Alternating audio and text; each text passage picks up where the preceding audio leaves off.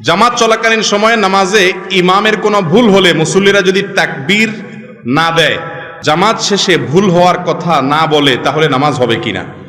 প্রথম কথা হলো তাকবীর দিবেন না, এটা ভুল প্রচলন। এদেশের 99% মানুষ এই ভুলটা করে। সেটা হলো ইমামের কোনো ভুল হলে মুক্তাদিরা পিছন থেকে কি বলে তার ভুল ধরবে? লোকমা দিবে কি দিয়া? সুবহানাল্লাহ, মাশাআল্লাহ। আপনারা তো জানেন, দেখা যায় সব শিক্ষিত এবং দিনদার এবং আলেম ওলামা মানুষ এখানে, মাশাআল্লাহ। কিন্তু এদেশে বেশিরভাগ মানুষ নামাজের পরে পিছন দিয়ে কি বলে? আল্লাহু আকবার বলে।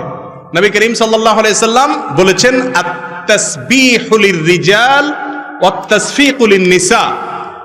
ইমামের ভুল হলে পেছনে মুক্তাদি যদি মহিলা থাকে তাহলে এভাবে হাতে বাড়ি দিবে, মানে ইমাম সাহেবরে বুঝাবে যে ইমাম সাহেব বেলাইনে চলে যাচ্ছেন। কথা বুঝতে পারছেন? আর পুরুষ যদি থাকে তাহলে বলবে কি? সুবহানাল্লাহ। আমরা বলি কি? আল্লাহু আকবার। আল্লাহু আকবার হাদিসে নেই, হাদিসে আসছে কি? সুবহানাল্লাহ। এর আমলও খুব একটা চালু নেই আমাদের সমাজে, জানেই না মানুষ।